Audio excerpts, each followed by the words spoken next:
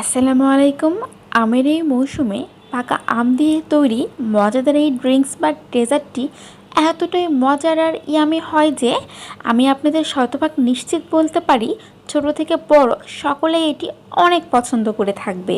যা তৈরি করতে এখানে আমি 3 ধরনের বাদাম নিয়েছি: কাজু বাদাম, কাঠবাদাম আর পেস্তা বাদাম।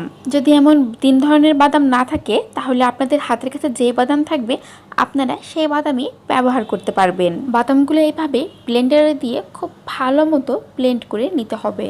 এখন এটা এক সাইডে রেখে দিয়ে এখানে আমি 1 কাপের মতো পাকা আম নিয়েছি। আমগুলো এভাবে ছোটো ছোটো টুকরো করে সরাসরি ব্লেন্ডারে নিয়ে নিচ্ছি।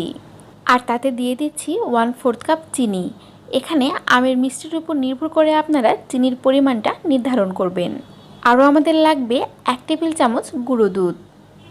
এরপরে প্রথমের দিকে আমরা যে বাদাম ব্লেন্ড করে নিয়েছিলাম তা দিয়ে দিচ্ছি। লাগবে 1/4 টিস্পুন বিট লবণ। এখানে কিন্তু অবশ্যই বিট লবণ ব্যবহার করবেন। সর্বশেষ এর মধ্যে 5 থেকে 6টি আইস কিউব দিয়ে তাতে হাফ কাপ পরিমাণ নর্মাল পানি দিয়ে দিচ্ছি। এরপরে ব্লেন্ডারে দিয়ে আমাদের খুব ভালো মতো ব্লেন্ড করে নিতে হবে, যাতে করে আমের কোনো আঁশ বা দলা না থাকে। ঠিক এক কথায় একদম এমন স্মুথ করে আমাদের ব্লেন্ড করে নিতে হবে।